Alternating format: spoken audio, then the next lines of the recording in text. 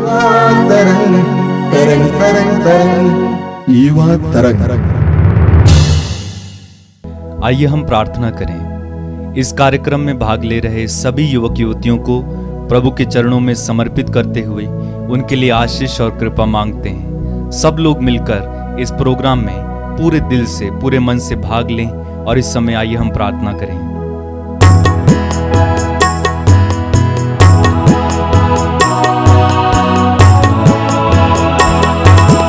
पवित्र आत्मा, पवित्र आत्मा, तेरा स्वागत है, तू मुझ में छा जा। गाइए। पवित्र आत्मा, पवित्र आत्मा, तेरा स्वागत है, तू मुझ में छा जा। पवित्र आत्मा, तेरे आगे मैं हाथ उठाऊं, तेरे चरणों में शीश झुकाऊं, तेरे आगे मैं हाथ उठाऊं, तेरे चरणों में शीश झुकाऊं। तू ही दिलाता है मुक्ति और तुझसे ही मिलती है शक्ति।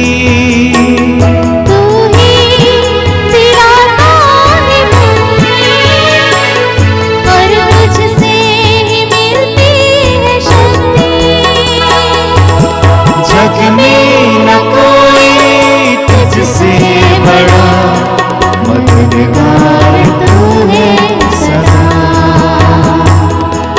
जग में न कोई तुझसे बड़ा, मददगार तू है सदा। एक साथ मिलकर गाइए। पवित्र आत्मा, पवित्र आत्मा, तेरा स्वागत है, तू मुझ में छा जा।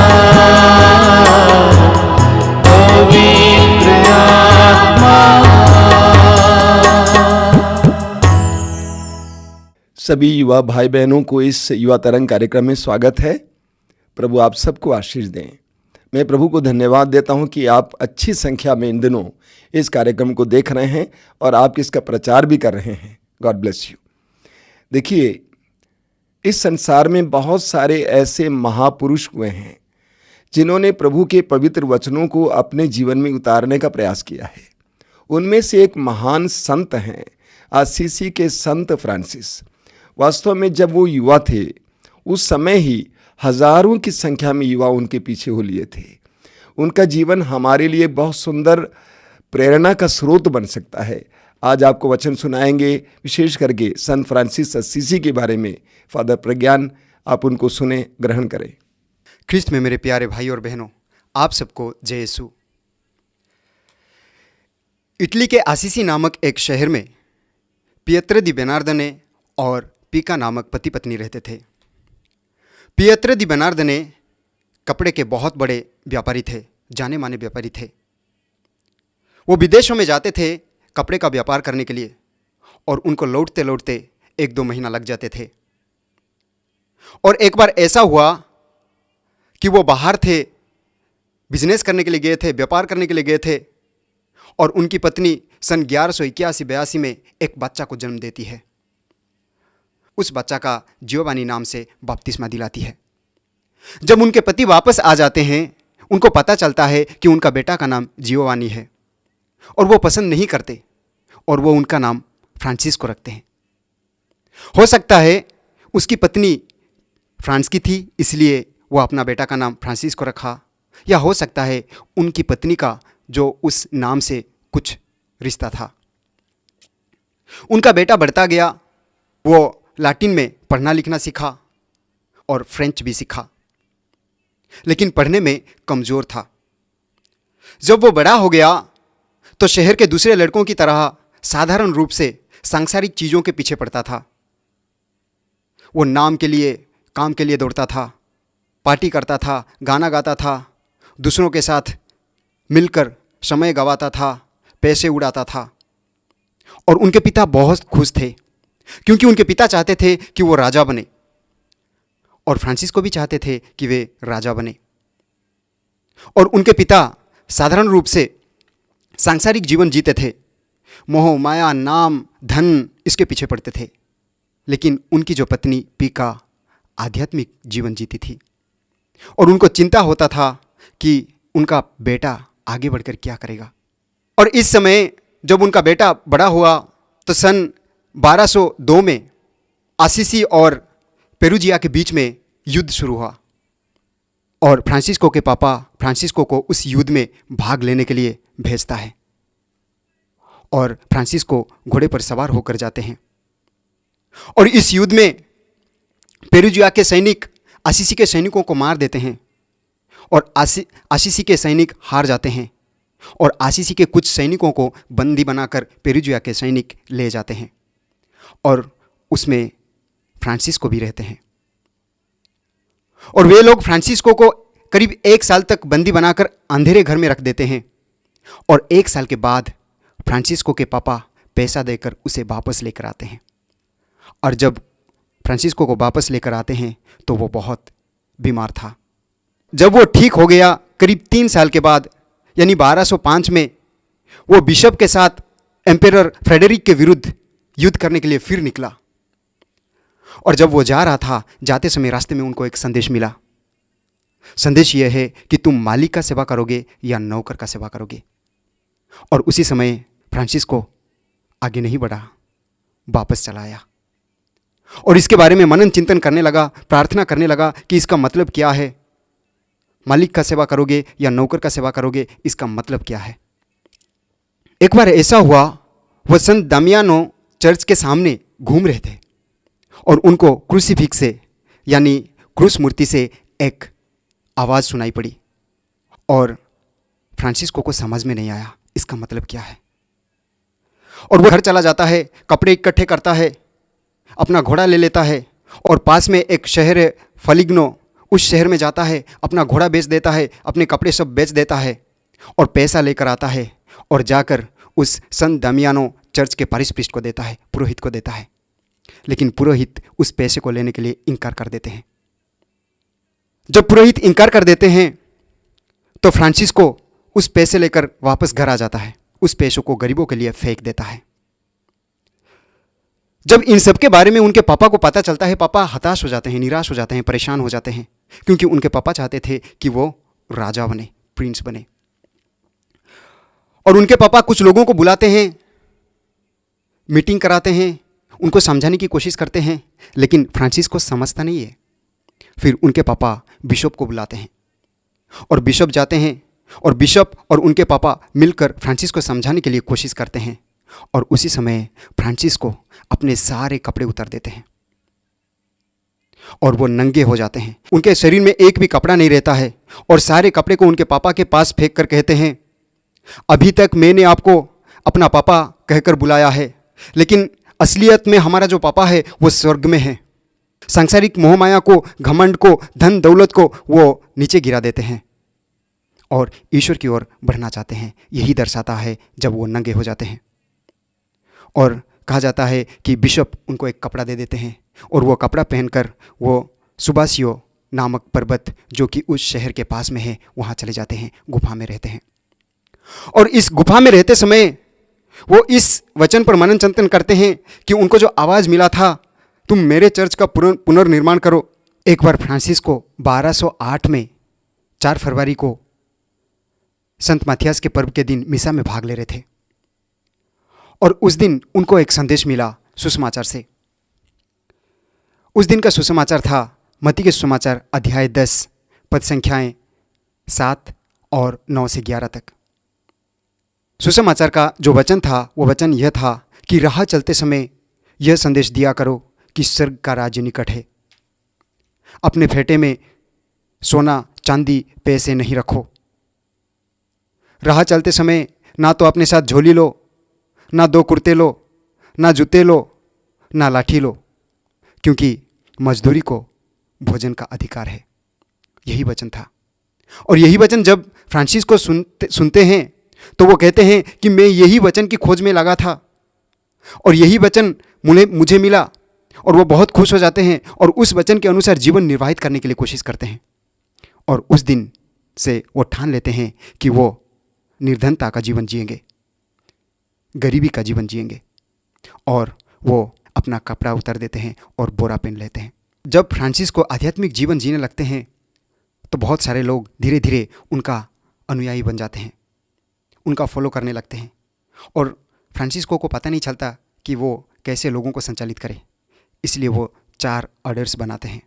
जो पहला ऑर्डर है वो है फ्रांसिस्कन, और उसमें 3 फेज होते हैं। पहला जो है फ्रांसिस्कन कन्वेंचर, और दूसरा है फ्रांसिस्कन ऑब्जर्वेंस, और तीसरा है फ्रांसिस्कन कापुचियन। और जो दूसरा ऑर्डर है वो है सेंट क्लेयर, और जो तीसरा है वो है SFO सेक्युलर फ्रांसिस्कन ऑर्डर, जिसमें शादीशुदा वाले हैं, और जो चौथा है युवाओं के लिए। जब हम उनके चमत्कारों के बारे में देखते हैं तो बहुत सारे चमत्कार उनके जीवन में हुआ है, लेकिन कुछ चमत्कारों के बारे में हम अभी सुनेंगे। गुबियो नामक का एक शहर था। उस शहर के लोगों को एक भेड़िया परेशान करता था, लोगों को डराता था, अटैक करता था, उनके भेड़ बकरियों को खा जाता था। लोग बहुत परेशान थे, उनको पता नहीं चलता था कि उस भेड़िया का क्या किया जाए।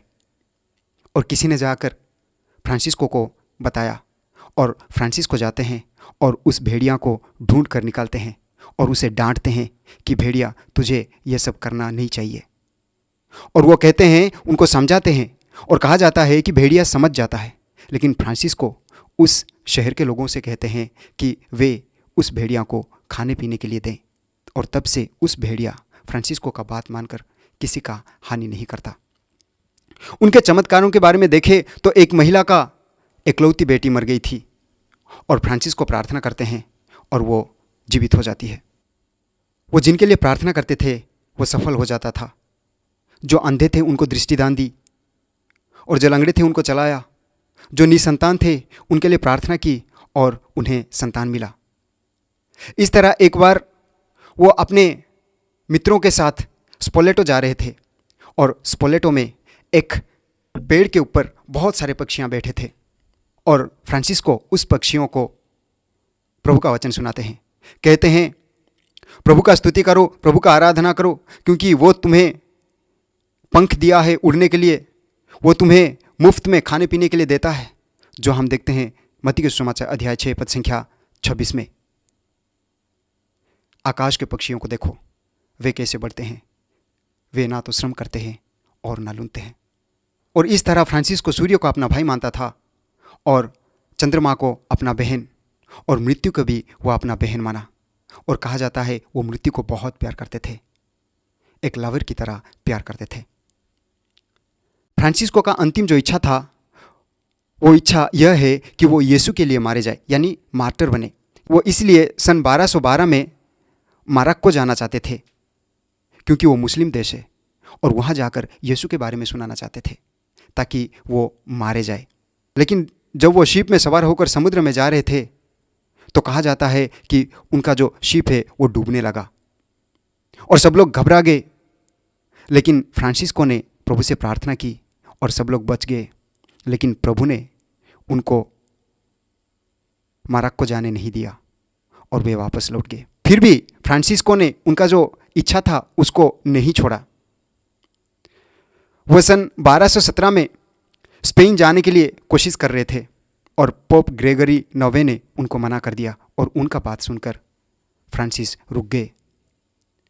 फिर भी उन्होंने अपना जो इच्छा था उसको पूरा करने के लिए नहीं छोड़ा, और सन 1219 में वो इजिप्ट चले जाते हैं, और इजिप्ट में सुल्तान अल कामिल थे। और इजिप्ट जाने से पहले वो 2 कोड़ियों को मिलते हैं, और कहा जाता है कि इजिप्ट में सुल्तान अल कामिल पहले कोड़ियों को भेजते थे जो उस देश में प्रवेश करते थे उनको मारने के लिए, अटक करने के लिए कोढ़ियों को भेजते थे। उसी तरह अल कामिल ने 2 कोढ़ियों को भेजा, और जब 2 कोढ़िए फ्रांसिस्को के पास आए तो वे उनको परेशान नहीं किए, नहीं मारे, उनको अटैक नहीं किए, बल्कि उनके साथ मिलकर सुल्तान अल कामिल के पास चले गए। और यह देखकर सुल्तान अल कामिल घबरा गए, चकित हो गए। उन्होंने कहा, यदि तुम्हारा ईश्वर सच्चा ईश्वर है तो यह आग के ऊपर चलो और हम विश्वास करेंगे। और सेंट फ्रांसिस स्वीकार किए, एग्री हो गए, मैं आग के ऊपर चलूंगा।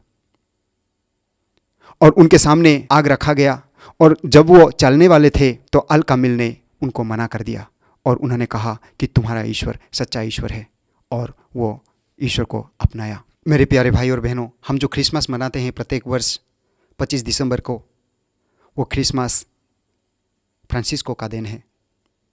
वो क्रिसमस का शुरुआत 1223 में किए थे। वो गांव के सारे लोगों को इकट्ठा कर, पशुओं को, जानवरों को इकट्ठा कर वो क्रिसमस पहली बार मनाए थे, और तब से आज तक हम क्रिसमस मनाते आ रहे हैं। और जब फ्रांसिस्को मरने के लिए तैयारी करना चाहते थे तो वो लावेरना पर्वत पर जाना चाहते थे, और वो लावेरना पर्वत में जाते हैं और 2 साल वहाँ रहते हैं, और 2 साल के बाद वो वापस आते हैं। उसमें वो बहुत कष्ट सहते हैं क्योंकि प्रभु के घाव उनके शरीर में आ जाते हैं। और 2 साल के बाद वो वापस आ जाते हैं, और पर्शियन कला में उनका देहांत हो जाता है 3 अक्टूबर 1226 को, और उनको संत जियोर्जियो में दफनाया जाता है, जो आज संत फ्रांसिस बासिलिका कहलाता है। और फ्रांसिस्को को संत के रूप में, संत फ्रांसिस के रूप में 16 जुलाई 1228 में घोषणा किया गया, और हम 4 अक्टूबर को उनके पर्व मनाते हैं। एक बार अमेरिका में विवेकानंद प्रेस कॉन्फ्रेंस में संत फ्रांसिस के बारे में बताए थे। उन्होंने कहा था, अगर मुझे 10 संत फ्रांसिस जैसे लोग मिल जाएंगे तो मैं पूरी दुनिया को चेंज कर दूंगा। और सच में संत फ्रांसिस ऐसा ही एक इंसान था जो कि पूरी दुनिया को चेंज कर सकता था।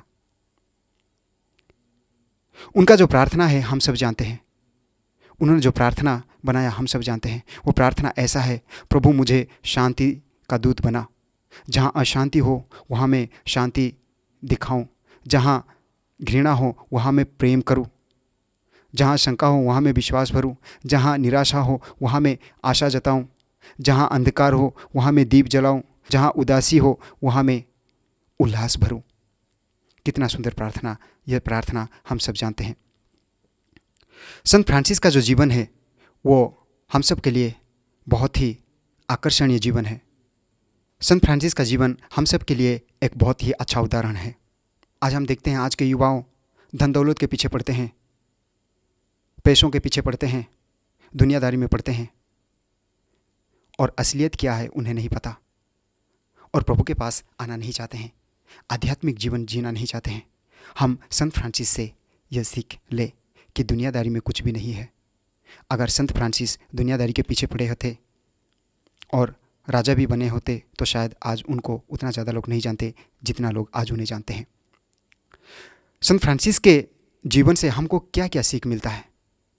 संत फ्रांसिस के जीवन से हमको जो पहला सीख मिलता है वो यह है कि सभी लोगों का अतीत होता है, और अतीत में हम लोग भले बुरे बहुत कुछ कर जाते हैं, और जिसके द्वारा हमें शर्मिंदा होना पड़ता है, और आगे हम कुछ अच्छाई करने के लिए शर्माते हैं। जो हम देखते हैं लूकास के सुसमाचार अध्याय 9 पद संख्या 26 में, उसमें प्रभु का वचन कहता है, जो मुझे और मेरे शिक्षा को स्वीकार करने में लज्जित होता है, मानव पुत्र भी उसे स्वीकार करने में लज्जित होगा। हमें अपना अतीत को लेकर लज्जित नहीं होना चाहिए, बल्कि अपने अतीत को स्वीकार कर आगे प्रभु के राह पर चलना चाहिए। और दूसरा हम देखते हैं परेशानियों, पीड़ा, दुख, कष्टों के माध्यम से प्रभु हमसे बात करते हैं। प्रभु का वचन कहता है मत्ती के सुसमाचार अध्याय 16 पद संख्या 24 में, जो मेरा अनुसरण करना चाहता है वो आप आत्मत्याग करे और अपना क्रूस उठाकर मेरे पीछे हो लिए। प्रभु का जो अनुसरण करते हैं उनको आत्मत्याग करना जरूरी है, जैसे संत फ्रांसिस ने किया, और अपना क्रूस उठाकर प्रभु के पीछे चलना होगा जैसे संत फ्रांसिस ने किया। और तीसरा बिंदु यह है कि प्रभु हमें आराम जीवन से बुलाते हैं। जब आदमी आराम जीवन जी रहा होता तो वो रिस्क लेना नहीं चाहता है, लेकिन प्रभु हमें कहते हैं यशायाह का ग्रंथ अध्याय 1 पद संख्या 9 में, तुम ना तो डरोगे और ना घबराओगे, क्योंकि तुम जहाँ कहीं भी जाओगे प्रभु तुम्हारे साथ होगा। तो इसीलिए हम अपने आराम ज़िंदगी को छोड़कर प्रभु के कार्य करने में ना डरें। जितने भी युवाओं के लिए यह एक संदेश है। वे सोचते हैं कि धन दौलत सब कुछ है, सांसारिक मोह माया सब कुछ है, रिस्क लेना नहीं चाहते हैं, भगवान के पीछे जाने से हमें क्या मिलेगा। लेकिन प्रभु हमें यह कहते हैं तुम जहाँ कहीं भी जाओगे प्रभु तुम्हारे साथ होगा। और जो आखिरी बिंदु है वो है प्रार्थना। संत फ्रांसिस रात भर प्रार्थना करते हैं। हम देखते हैं यीशु भी रात भर प्रार्थना करते हैं। हम देखते हैं लूकास के सुसमाचार अध्याय 6 पद संख्या 12 में यीशु रात भर अकेले में पहाड़ी पर प्रार्थना करते थे। चौथा बिंदु यह है कि प्रार्थना। हम देखते हैं लूकास के सुसमाचार अध्याय 6 पद संख्या 12 में प्रभु यीशु रात भर जाकर प्रार्थना करते थे, और उसी तरह संत फ्रांसिस भी जाकर प्रार्थना करते थे और दिन में भीख मांगते थे। संत फ्रांसिस ने गरीबी का जीवन बिताया, भीख मांगकर अपना जीवन बिताया, लेकिन आज पूरे दुनिया के लिए, पूरे संसार के लिए एक हीरो बना, एक उदाहरण बना, हम सब के लिए एक उदाहरण बना। आइए हम अपने जीवन में सांसारिक मोह माया, पैसे, धन, दौलत, नाम, इन सब को छोड़कर आध्यात्मिक जीवन जीने की कोशिश करें, ताकि हम स्वर्ग में पूंजी जमा कर सके। सबको जय यीशु। धन्यवाद फादर प्रज्ञान इतनी सुंदर प्रस्तुति के लिए। आइए हम प्रार्थना करें। ये दयालु प्रभु यीशु, धन्यवाद देते हैं संत फ्रांसिस के लिए, जिन्होंने अपने जीवन में तेरे वचनों को उतारने का प्रयास किया।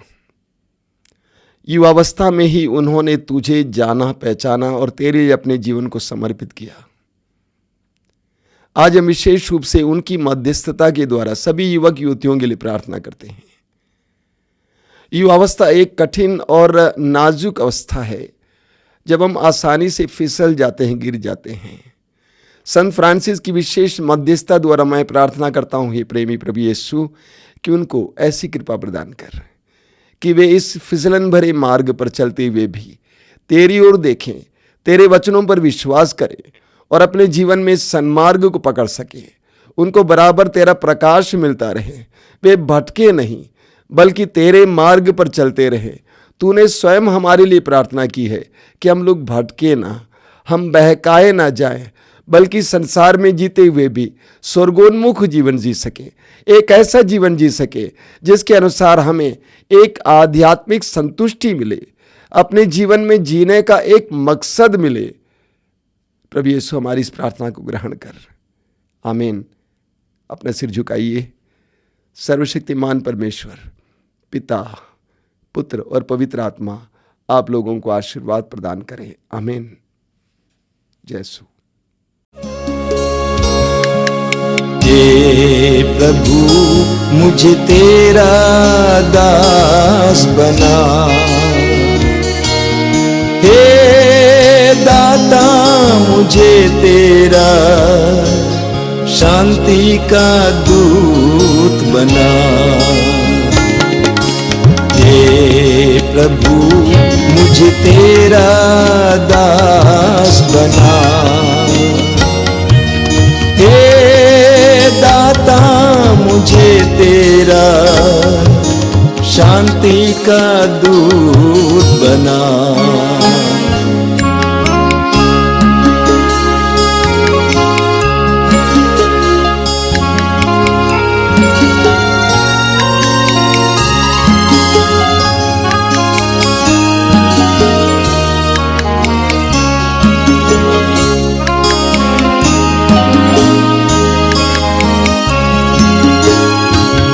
जहाँ अंधकार हो वहाँ मैं दीप जलाऊं, जहाँ घृणा हो वहाँ प्रेम की बातें सिखाऊं। जहाँ अंधकार हो वहाँ मैं दीप जलाऊं, जहाँ घृणा हो वहाँ प्रेम की बातें सिखाऊं। मुझे ज्ञान दे प्रभु, जग में नूर भरूं, तेरी सेवा में लगा रहूं। हे प्रभु मुझे तेरा दास बना, हे दाता मुझे तेरा शांति का दूत बना। जहाँ शांति हो वहाँ मैं तेरी शांति फैलाऊं, जहाँ अन्याय हो वहाँ न्याय की बातें सिखाऊं, जहाँ अशांति हो वहाँ मैं तेरी शांति फैलाऊं, जहाँ अन्याय हो वहाँ न्याय की बातें सिखाऊं। मुझे ज्ञान दे प्रभु, जग में शांति जगाऊं, तेरी सेवा में लगा रहूं। हे प्रभु मुझे तेरा दास बना, हे दाता मुझे तेरा शांति का दूत बना। हे प्रभु मुझे तेरा दास बना, हे दाता मुझे तेरा